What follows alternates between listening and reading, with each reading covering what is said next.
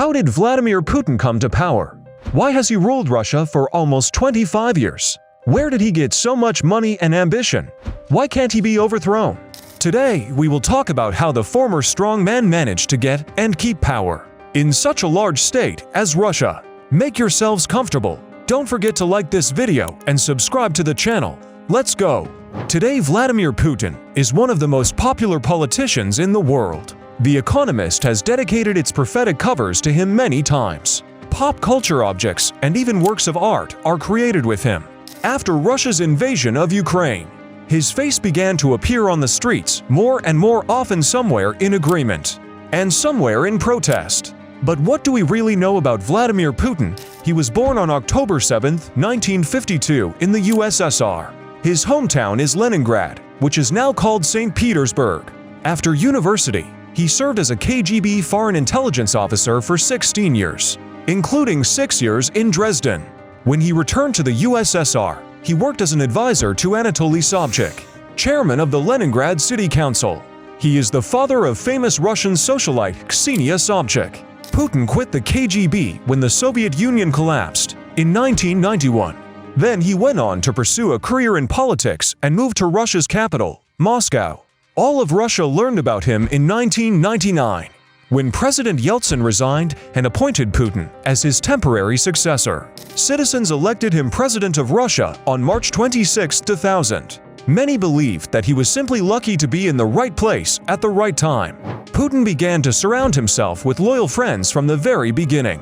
In the 1990s, Russia was plunged into banditry and unrest. The Soviet system of economy collapsed and state property passed into the hands of private entrepreneurs. Many Russian millionaires today are those who took over some state enterprise by force in the 90s. At that time, murders over money and influence were not uncommon.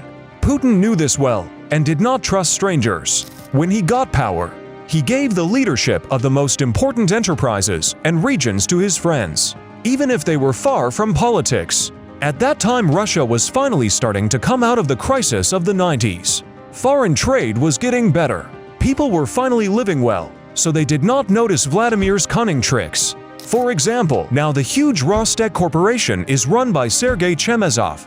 He was a KGB spy in Dresden with Putin.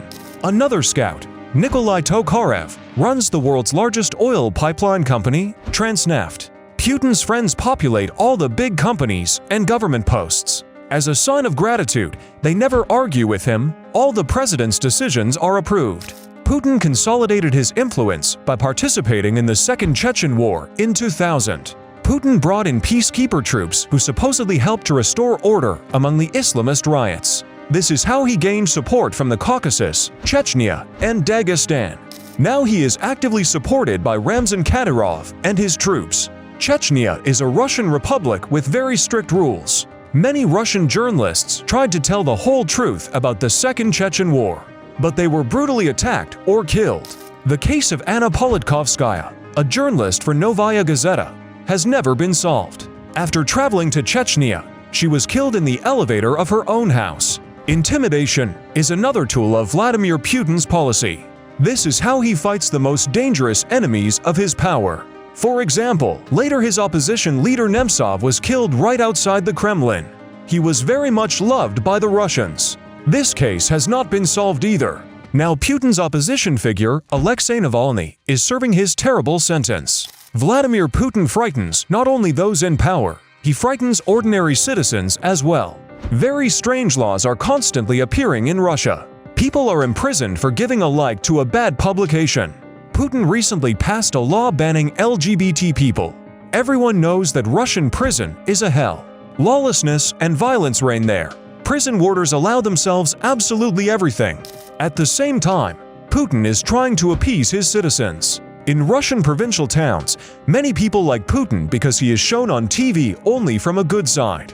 At times, Putin also supports measures to improve the lives of citizens. For example, he often talks about maternity capital. Women in Russia after childbirth receive money that can be spent on improving the life of the child. On average, this is a one-time payment of about $5,000. For people living in the provinces, this is a big money. All this and other tricks helped Putin to take power for many years. He created a system in which people live well if he is praised and live badly if he is scolded. Vladimir Putin always wanted to have power and make a lot of money. Therefore, as president, he created a very corrupt system. The level of corruption in Russia is high. Almost everything can be bribed for, although officially, it is considered illegal. Vladimir Putin himself also actively uses gifts to his friends, whom he has made businessmen.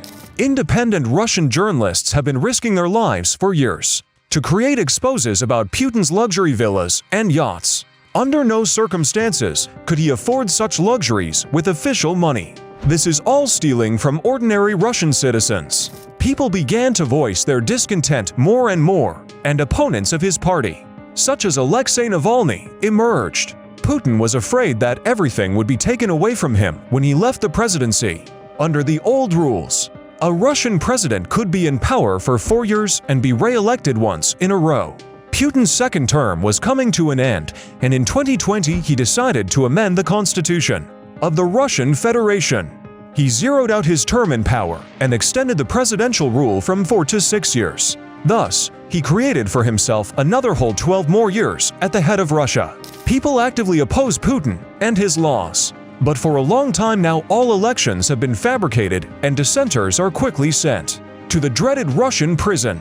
In 2022, Putin has launched an invasion of Ukraine, plunging Russia into a desperate situation.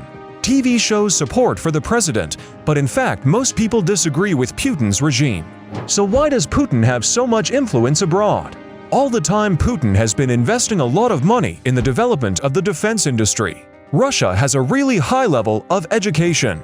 Talented scientists receive the highest salaries in defense. Putin has created his own huge system of law enforcement agencies. Leaders of all countries are well aware of this. They do not want to spoil relations with Russia. Vladimir Putin runs a country with huge reserves of fuel exported to Europe. Also, Russia has nuclear weapons. Putin has no credit for this, but he can dispose of it at any time.